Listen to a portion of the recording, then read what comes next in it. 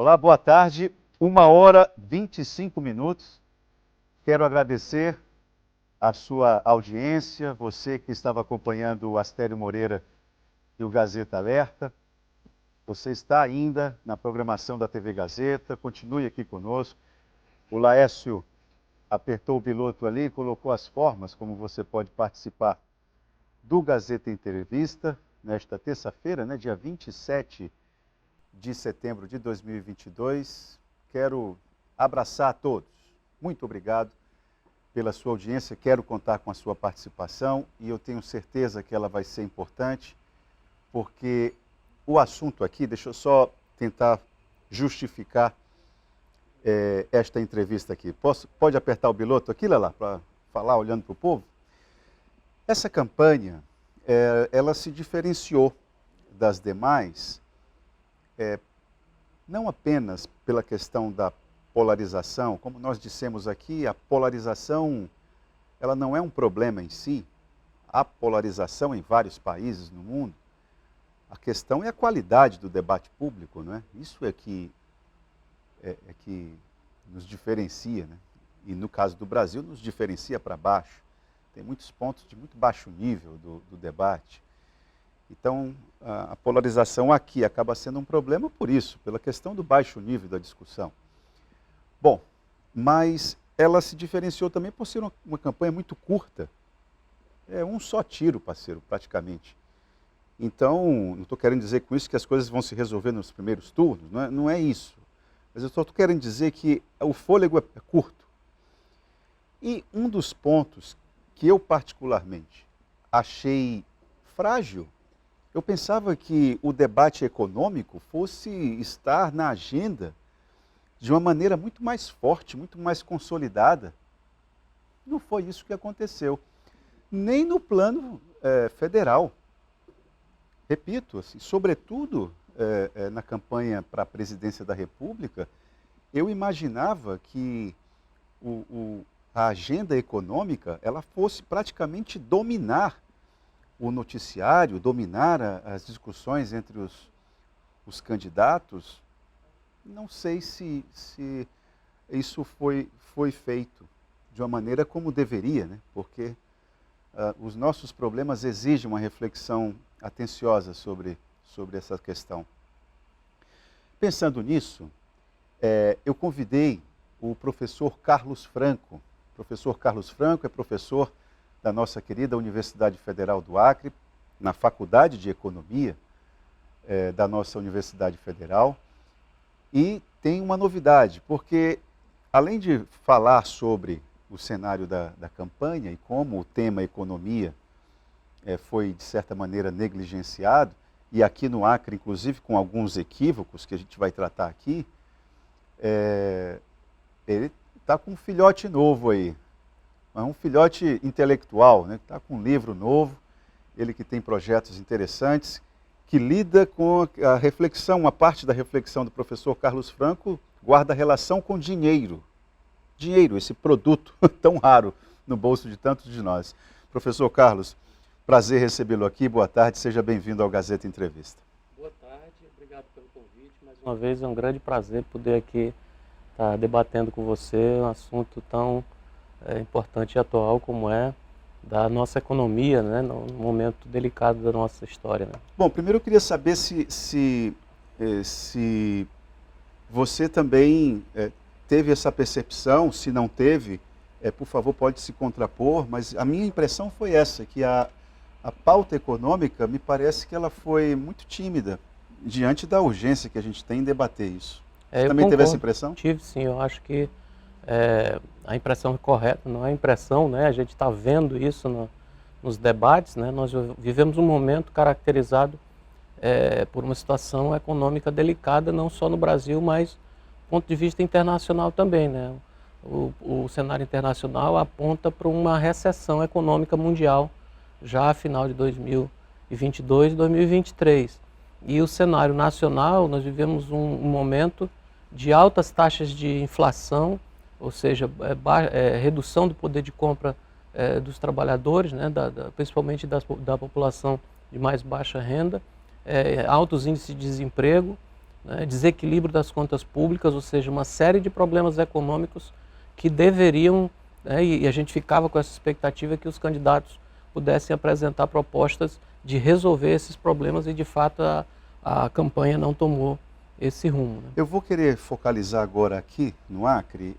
Eu conversei com todos os candidatos ao governo do estado, com exceção do governador Gladson Cameli, que praticamente se recusou a vir. Todos os outros vieram. E eu percebi que tem alguns candidatos, professor, que têm eu acho que talvez no afã de ideologizar o debate, eles acabam cometendo alguns erros grosseiros. Por exemplo, entender que na década de 70, aqui no Acre,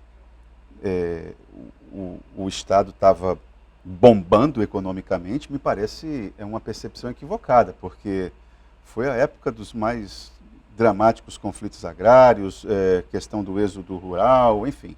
Queria que o senhor corrigisse aí, que o senhor tem autoridade para fazer isso aí. Exatamente, eu acho que a campanha ela também está pautada pela questão ideológica, além da questão econômica, né? E a minha percepção particular é que é uma campanha que está tendo muito mais do mesmo. Ninguém está apresentando novidade nenhuma, né? A gente tem, a campanha passada estava muito clara a polarização, não só ideológica como econômica, entre o então candidato Gladson Cameli se propondo, né, uma proposta que se opunha ao modelo caracterizado pela florestania, pela política de desenvolvimento sustentável proposta pelos sucessivos governos da Frente Popular. Então o debate econômico era muito mais presente porque estava polarizado entre esses dois candidatos e dois projetos econômicos que se contrapunham, né? Hoje a gente não vê isso, né? A gente vê o próprio candidato, que é comum, né, em todas as campanhas, quem está no governo, se utilizar disso para tentar mostrar que fez alguma coisa, né? Então ele tenta mostrar o que fez e fazer uma proposta de continuidade, e o outro candidato que se propõe, mas que tenta dar uma repaginada no modelo, é o candidato Jorge Viana, que de fato ele tenta dar uma repaginada no modelo de sustentabilidade de governo, né, de desenvolvimento sustentável que ele propunha antes, com alguns aspectos que seriam como correções de possíveis erros que eles considerariam em relação aos outros. Os outros candidatos vêm apresentando, por exemplo, Mara e Petecão, a gente vê claramente eles focando na questão também do agronegócio, só que focando para a pequena produção. Então eles tentam criticar o atual governo, naquilo que ele não fez. Naquilo que ele não fez, apresentando algo similar ao que ele fez, voltado para um público que na prática ele não teria atendido, né? E o outro candidato, Márcio Bittar, ele apresenta só intenções, é um plano de governo de 11 páginas, que não é um plano, né? É apenas intenções que ele tenta embarcar aí na onda e na discussão ideológica do que acontece no cenário nacional. Né? O Márcio, eu entendo, e ele falou isso aqui, talvez o mais coerente, porque ele está fazendo aquilo que ele disse que iria fazer, que é defender e consolidar o nome do presidente Jair Bolsonaro para a reeleição e falar a respeito do que ele fez no mandato de senador. Então me parece que ele, nesse aspecto, ele está sendo coerente. Agora se tocou no aspecto agricultura, pecuária, e também valorização da economia florestal. Toda a campanha, professor, a gente vem com essa discussão, a grande discussão de fundo são os modelos de desenvolvimento, né, que a gente parece que não consegue fazer. Eu sempre costumo traçar esse raciocínio. Nós não fazemos as perguntas corretas, parece que não temos coragem de fazer as perguntas corretas e desta forma não vamos atrás de respostas de jeito nenhum, né? Então, nesse aspecto, eu acho que a UFAC também fica em dívida, porque ela poderia se envolver mais. Do ponto de vista institucional, a UFAC nem debate se propôs a fazer esse ano. Eu não entendi o porquê, professor. É verdade, existe sim, concordo.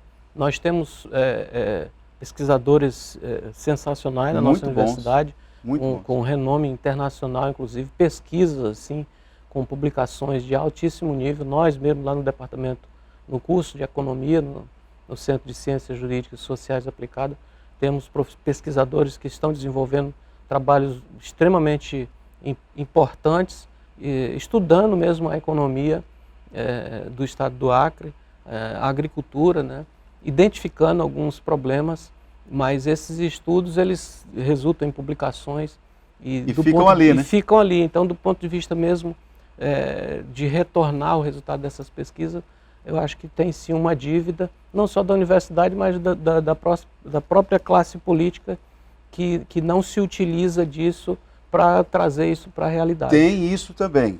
Isso agora, da mesma forma como há uma dívida da UFAC com a comunidade, me parece que o poder público também, ele já foi, digamos assim, que ele já pediu mais o apoio da UFAC, né? Já bateu mais na porta da UFAC para dizer, olha, me ajude, eu tenho um problema aqui, me dê uma lanterna aqui para eu poder, se eu consigo enxergar alguma coisa. Isso parece que parou, né? Exatamente, até as pessoas podem inclusive criticar, eu não estou aqui estou como convidado para colocar um posicionamento independente de posição política, como que eu vejo a partir dessas visões, a economia tentando ou não aparecendo no debate político. Mas se a gente pega, por exemplo, o próprio governo da Frente Popular utilizou bem, porque, por exemplo, nós tivemos o zoneamento econômico e ecológico do estado do Acre, que utilizou bem. Eu particularmente trabalhei no zoneamento representando a Universidade Federal do Acre na área de economia, e muitos dos trabalhos que foram apresentados ali foram coordenados por pesquisadores vinculados à Universidade Federal do Acre. Naquele momento, sim, se utilizou. E depois... Aí o senhor lembrou de um produto assim que eu me lembro porque participei fazendo coberturas, e nas reuniões do zoneamento ecológico e econômico eu via os mais diversos, eu via um consenso ali, a busca de um consenso em torno de uma ideia, né? Isso foi muito interessante de fato. Isso aí foi, digamos, um ponto fora da curva, né, professor? Foi um ponto fora da curva. Então, esse tipo de trabalho associando a ciência, o potencial que nós temos na universidade, se você pegar, por exemplo, o perfil dos professores do campus Cruzeiro do Sul, é melhor do que o de Rio Branco, porque o Cruzeiro do Sul tem um nível de profissionais com doutorado altíssimo, muito superior a muitas grandes universidades da região norte, e esse potencial aí ele é pouco utilizado, digamos assim, no sentido dessa classe mesmo ir buscar essas soluções. Inclusive o próprio zoneamento deveria ter sido atualizado, né, e poderia muito bem usar esses estudos que estão sendo feitos, e esse potencial mesmo de pesquisadores que nós temos na nossa universidade. Professor, nós vamos encerrar agora o primeiro bloco. Tem um episódio que passou para a crônica econômica e política também, que foi protagonizado pelo ex-presidente Garrastazu Médici, isso em 74, numa resposta a um repórter da revista Visão, à época, eu acho. E o repórter pergunta algo do tipo, como é que o senhor avalia o país, como é que está o país? Ele vai e responde, olha, a economia vai bem, o povo é que vai mal. Essa resposta me traz a ideia, uma diferenciação entre crescimento econômico e desenvolvimento que é fundamental. Como é que o senhor percebe isso com os candidatos que se apresentaram aí? Eles constroem alguma perspectiva no seu entendimento? Não, eu não vejo grandes perspectivas. Como eu falei, continua esse debate ou essa falta de debate, essa briga ideológica, nessa polarização nacional, ela vem para o Estado, né? E no geral eu continuo classificando como apenas duas visões, né? A que o candidato Jorge Viana apresenta, como eu disse, porque ele apresenta uma tentativa de repaginar a discussão sobre aproveitamento dos recursos naturais com uma outra visão, tentando incorporar o que faltou de modernidade, de escala, em termos de escala, na utilização dos produtos, e os outros candidatos tentando ainda se opor a esse modelo que foi, que com a entrada do candidato do Gladson como governador, entrou como oposição a esse modelo de econômico, mas que até agora não apresentou resultados. E do ponto de vista da economia, você não consegue fazer uma transformação gigantesca como o Acre precisaria em 4 anos. Isso é fato. Professor, vamos para o intervalo e no retorno a gente vai continuar a conversa aqui com Carlos Franco e sobre a mais recente produção dele, do ponto de vista intelectual, o livro O Ego e o Dinheiro. É isso? Vamos para o intervalo e a gente vai já voltar para detalhar essa produção.